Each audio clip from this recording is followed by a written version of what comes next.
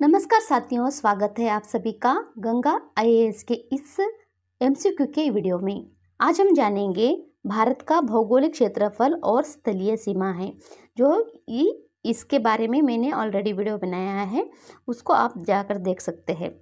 Okay, तो उसी के ऊपर मैं एमसीक्यू के क्वेश्चन को आज मैं कर रही हूँ, मतलब आप सभी को उसी के ऊपर मैं एमसीक्यू को आज लेकर आई हूँ। तो सबसे पहले जानते हैं सबसे पहला क्वेश्चन आपके लिए क्या है। तो ये एमसीक्यू बहुत महत्वपूर्ण है, यूपीएससी या कोई भी कॉम्पिटिटिव एग्जाम के लिए बहुत ही उपयोग है। ओके, सो चलिए जानते हैं। तो आपके लिए सबसे पहला क्वेश्चन है, भारत का कुल भौगोलिक क्षेत्रफल कितना है।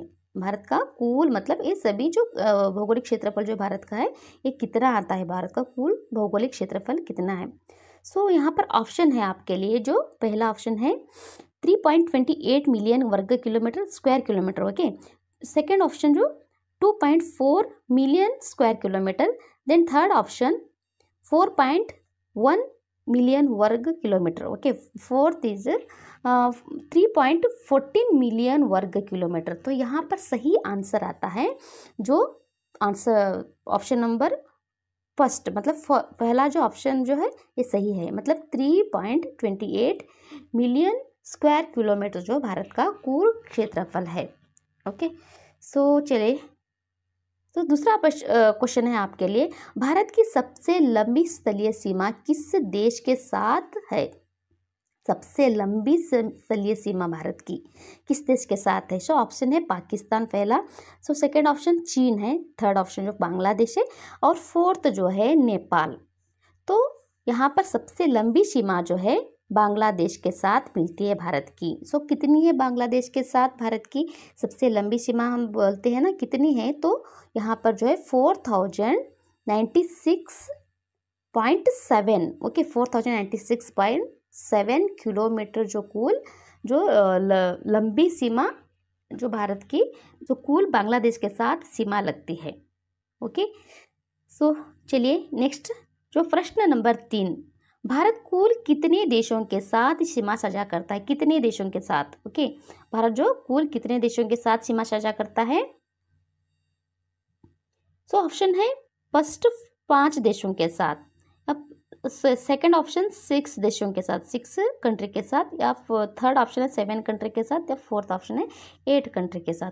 तो यहाँ पर सही आंसर आता है 7, मतलब third option is right, mean 7 country के साथ ये सीमा साझा करता है। सो आप काउंट कर सकते हैं यहाँ पर, जैसे सो फर्स्ट इज पाकिस्तान है, सेकंड है चीन, और थर्ड है नेपाल थर्ड है, और फोर्थ है भूटान है, फिफ्थ है बांग्लादेश, और सिक्स्थ आता है म्यांमार, और 7 में आता है अफगानिस्तान। तो यहाँ पर 7 कंट्रीज जो है के साथ बाउंड्रीज लगती है भारत की। ओके, सो इसके बाद में चलते हैं फोर्थ क्वेश्चन आपके लिए, भारत और चीन के बीच सीमा को क्या कहा जाता है। भारत और चीन के बीच की सीमा को क्या कहा जाता है। सो इसका जो आंसर है, इसका ऑप्शन जो है भारत और चीन के बीच की सीमा को क्या कहते हैं। ऑप्शन जो है रेड क्लिफ रेखा, जो सेकंड ऑप्शन है मैकमोहन रेखा, थर्ड ऑप्शन है ड्यूएन रेखा, और फोर्थ ऑप्शन है लाइन ऑफ कंट्रोल। सो यहाँ पर आप लोगों को फोर्थ ऑप्शन दिया गया है। तो यहाँ पर ये सभी रेखा हैं जो सीमा साझा करते हैं भारत के साथ। तो कौन से देश के बीच में है, ये याद रखना इंपॉर्टेंट है। सो ऑप्शन यहाँ पर है फोर्थ जो है second option is right, mean McMahon रेखा जो है ये भारत और चीन के साथ जो है सीमा साझा करता है। तो चलिए जानते हैं थोड़ा सा मैकमोहन रेखा के बारे में। मैकमोहन रेखा भारत और तिब्बत यानी कि अब चीन के नियंत्रण वाले तिब्बत क्षेत्र के बीच एक काल्पनिक अंतर्राष्ट्रीय सीमा रेखा है, जिसे 1914 यानी कि 1914 में ब्रिटिश भारत और तिब्बत के बीच शिमला समझौते के तहत निर्धारित किया गया था। इसको आप याद रखने की कोशिश करें कि शिमला समझौते के तहत इसको निर्धारित किया गया था 1940 में। किसको? मैकमोहन रेखा। मैकमोहन लाइन को, ये किसके दो देश के बीच में आती है? चीन और भारत के बीच में। ओके, सो इसकी लंबाई कुल जो है मैकमोहन रेखा की जो कुल लंबाई है 819 यानी 890 किलोमीटर है ये। ओके, 800 कितनी है? 890 किलोमीटर इसकी कुल लंबाई है मैकमोहन रेखा की। इसके अलावा चीन का कहना है कि तिब्बत उस समय स्वतंत्र नहीं था, यानी कि स्वतंत्र देश नहीं था तिब्बत, इसलिए तिब्बत का कोई समझौता वैध नहीं है, ऐसा मानता है चीन। चीन अरुणाचल प्रदेश को भी जो दक्षिण तिब्बत मानता है। किसको? अरुणाचल प्रदेश को भी दक्षिण तिब्बत मानता है चीन, और उस पर दावा करता रहता है अभी तक। ओके, सो इसके बारे में आप याद रखने की कोशिश करिए। इसी जो लाइन है, मतलब ये मैकमोहन लाइन जो है, इसी का यही लाइन जो 1962 का जो चीन का भारत और चीन का जो युद्ध हुआ था, उसी का प्रमुख कारण है यही मैकमोहन रेखा। सो इस स्लाइड में आप देख सकते हैं कि कितने कौन कौन से देश कितने कितने जो भारत के साथ जो सीमा साझा करते हैं उसके बारे में। ओके, यहाँ पर चीन को आप देख सकते हैं कि चीन जो है यहाँ पर 3488 किलोमीटर की सीमा साझा करता है भारत के साथ। ओके, तो चलिए नेक्स्ट।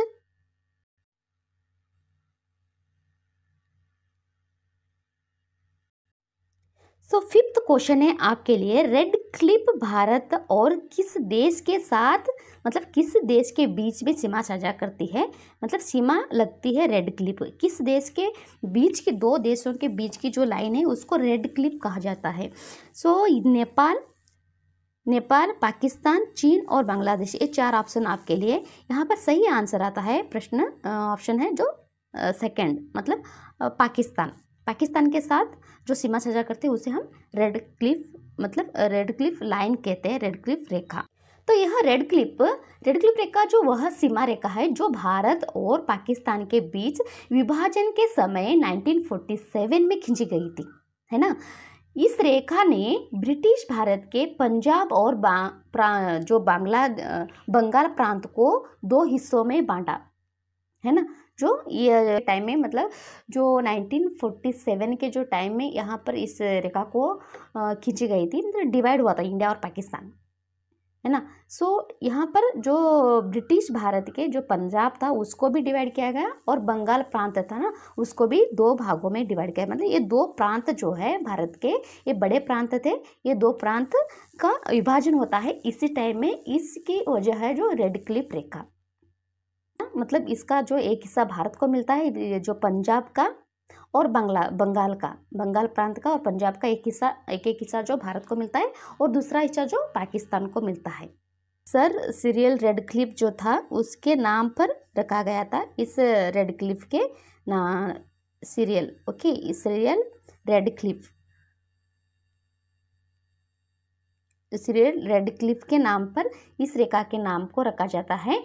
वे एक ब्रिटिश न्यायाधीश थे जो पहली बार भारत आए थे उस समय में। ओके, वे एक ब्रिटिश न्यायाधीश थे और पहली बार जो भारत आए थे उस समय में, और जिन पर यह रेखा खींचने और इस रेखा को खींचने की जिम्मेदारी थी उस समय, मतलब 1947 में ये रेखा को खींचने की, 1947 में जो इस रेखा को खींचने की जो जिम्मेदारी थी इन्हीं के ऊपर, जो ब्रिटिश न्यायाधीश थे, सर कौन थे? Sir Cyril Radcliffe. So इन्हीं के नाम पर रखा गया है रेड क्लिफ रेखा को, है ना। तो चलिए, तो 1947 का यहाँ पर बात है तो 14 अगस्त को पाकिस्तान स्वतंत्र होता है, और 15 अगस्त में जो है इंडिया जो है स्वतंत्र होता है। ये दो देश जो है स्वतंत्र रूप से बड़े राष्ट्र बनते हैं।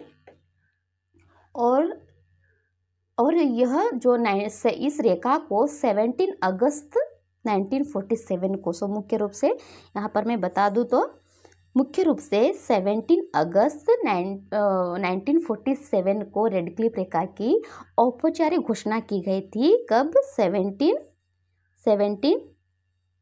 17 अगस्त। ओके, 17 अगस्त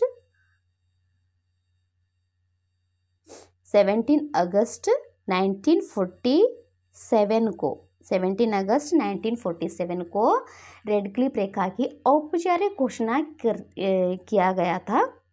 ओके, इसके बारे में इतनी जानकारी काफ़ी है। और आपको को डिटेल में जानना है तो आप NCERT के आप नोट्स या बुक के बारे में मैं जब वीडियो बनाऊंगी तब आप डिटेल्स में जानेंगे इसके बारे में। ओके, तो चलिए नेक्स्ट क्वेश्चन आपके लिए 6th क्वेश्चन क्या है उसके बारे में जानते हैं। तो 6th क्वेश्चन है, भारत की समुद्री सीमा की लंबाई लगभग कितनी है? समुद्र सीमा की लंबाई, भारत की समुद्र सीमा की लंबाई लगभग कितनी है? तो यहाँ पर जो 4 ऑप्शन दिए गए हैं, समुद्र सीमा की लंबाई कितनी आती है यहाँ पर? तो सबसे पहला ऑप्शन आता है मतलब 7,516.6 किलोमीटर, 7,516.6 किलोमीटर जो समुद्र सीमा की जो लंबाई है। ओके, भारत की समुद्र सीमा की जो लंबाई, यहाँ से हम कहते हैं ना, समुद्र सीमा की जो लंबाई है भारत की 7,516, मतलब यहाँ पर जो है अंडमान निकोबार जो द्वीप समूह है और लक्षद्वीप जो समूह है ना, उस सभी को मिलाकर, ओके, इन सभी को मिलाकर इसको कहते हैं कि समुद्र की सीमा की लंबाई कहते हैं हम। ओके, चलिए 7वां क्वेश्चन क्या है? तो 7वां क्वेश्चन है, भारत के उत्तर में कौन सी पर्वत श्रृंखला स्थित है? भारत के उत्तर में, ओके, मतलब उत्तर भारत में, भारत के उत्तर में, ये तो सबको पता ही होगा कि ये इतना इजी है। सतपुड़ा और विंध्य और हिमालय और अर्जुन। यहाँ पर सही आंसर है third is the right answer. Himalaya पर्वत जो है भारत के उत्तर में स्थित है। यह पर्वत श्रृंखला भारत के उत्तर में स्थित है।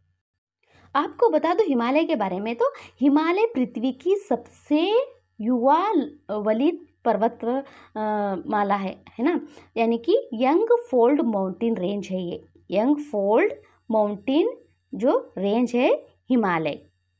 तो इसका निर्माण होता है आज से लगभग 7 करोड़ वर्ष पहले, यानी पूर्व 7 करोड़ वर्ष पहले यानी इसका निर्माण होता है, यानी कि टोटल जो 70 मिलियन वर्ष पूर्व में, 70 मिलियन वर्ष पहले जो है इसका निर्माण होता है, किसका?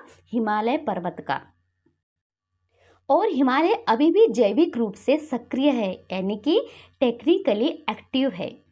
भारतीय प्लेट अभी भी यूरेशियन प्लेट से टकरा रही है ना। भारतीय प्लेट जो है अभी भी यूरेशियन प्लेट जो है उसके साथ में जो है, मतलब उसके विरुद्ध में जो टकरा रही है भारत की प्लेट। इसी के कारण भूकंप आते हैं और पर्वत की ऊंचाई बढ़ रही है ना। पर्वत की जो जब हम सुनते हैं कि पर्वत हिमालय रेंजेस की जो हर साल उसकी ऊंचाई बढ़ रही है, यही जो इसका कारण है, मुख्य कारण क्या है? जो जैविक रूप से यह जो सक्रिय यानी टेक्निकल जो एक्टिव में रहता है हिमालय पर्वत श्रृंखला।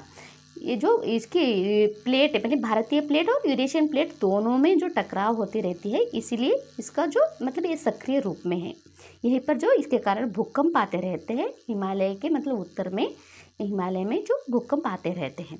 तो इसके बारे में इतना जान लो। तो चलिए नेक्स्ट जानते हैं नेक्स्ट क्वेश्चन के बारे में। तो 8वां क्वेश्चन है आपके लिए, भारत की सीमा उत्तर पूर्व में किस देश के साथ नहीं लगती? उत्तर पूर्व में, उत्तर पूर्व में भारत की सीमा जो किस देश के साथ नहीं लगती? आप यहाँ पर ड्रॉ करके देख सकते हो कि उत्तर पूर्व में यहाँ पर आप नॉर्थ, साउथ, ईस्ट और वेस्ट को बना लो। ये उत्तर पूर्व का बात है, मतलब सेंटेंस जो है भारत के उत्तर पूर्व में जो भी देश है इनके साथ में जो भारत की सीमा नहीं लगती, मतलब उत्तर पूर्व में जो चीन भी है ना, चीन, भूटान और नेपाल है। अफगानिस्तान जो है उत्तर पूर्व में नहीं है, ये जो है उत्तर जो पश्चिम है, मतलब नॉर्थ वेस्ट का है देश का है ये अफगानिस्तान। तो ये इसकी सीमा नहीं लगती। ओके, सो चलिए आगे। प्रश्न नंबर जो 9, और यहाँ पर जो है भारत और पाकिस्तान के बीच नियंत्रण रेखा, ओके, नियंत्रण का मतलब होता है कंट्रोल, ओके, कंट्रोल, जो इसके हिसाब से आप याद रख सकते हैं कंट्रोल, नियंत्रण को क्या कहा जाता है। So line of actual control. So दूसरा ऑप्शन जो है इंटरनेशनल बॉर्डर, और थर्ड ऑप्शन जो है लाइन ऑफ कंट्रोल, और फोर्थ ऑप्शन जो है सीमा रेखा। सो यहाँ पर सही आंसर आता है line of control. So line of control is a right answer. तो चलिए जानते हैं लाइन ऑफ कंट्रोल के बारे में। जो लाइन ऑफ कंट्रोल है यानी कि LOC हम कहते हैं ना, LOC, जो LOC जो है भारत और पाकिस्तान के बीच स्थित विवादित सीमा रेखा है, जो जम्मू कश्मीर क्षेत्र को दो भागों में बांटती है ना। जम्मू और कश्मीर को दो भागों में बांटती है, जैसे कि एक भाग जो भारत और प्रशासन में है और दूसरा भारत जो है पाकिस्तान के नियंत्रण में है, जो उसे हम POK कहते हैं। POK यानी कि क्या कहते हैं उसको हम POK कहते हैं, और POK यानी कि पाक अधिकृत कश्मीर कहते हैं। ओके, और इसकी जो कुल लंबाई जो है 740 जो है इसकी कुल लंबाई है किलोमीटर में। ओके, 740 किलोमीटर इसकी कुल लंबाई है लाइन ऑफ कंट्रोल की, यानी कि LOC की। यह रेखा किस किस को, मतलब किन क्षेत्रों से होकर गुजरती है। यह रेखा जो है जम्मू, पूंछ, राजौरी, कारगिल और लेह से होकर गुजरती है। लेह से टोटल जो है 5 जो क्षेत्र है, मतलब स्थल है, उनसे वो होकर गुजरती है। सबसे पहले जम्मू, आप यहाँ पर आप वर्ड्स में भी, मतलब अक्षर में भी याद रख सकते हो, जैसे कि सबसे पहले जो है ये जम्मू से होकर गुजरती है। उसके बाद में जो है पूंछ के से होकर गुजरती है। उसके बाद में है राजौरी। ओके, राजौरी से होकर गुजरती है। और उसके बाद में जो है कारगिल, राजौरी के बाद आता है कारगिल, और लास्ट में जो है लेह के साथ, मतलब लद्दाख की जो कैपिटल है लेह, लेह के साथ होकर गुजरती है। सो इसको आप ट्रिक बनाओ, जो भी कोई इसको वीडियो को देख रहे हैं तो इसको याद रखने के लिए आप इसको ट्रिक के रूप में भी याद रख सकते हो। इसको आप इजी तरह से कोई भी ट्रिक बना के आप इसको याद रख सकते हो। ओके, यह भारत के जम्मू कश्मीर और पाकिस्तान के POK यानी कि POK को अलग करती है यह रेखा LOC। तो टोटल कितनी इसकी किलोमीटर है, 740 किलोमीटर है, जो भारत और पाकिस्तान के बीच में यह विवादित लाइन है। अब तक यह विवादित लाइन है LOC, है ना। सो चलिए नेक्स्ट क्वेश्चन।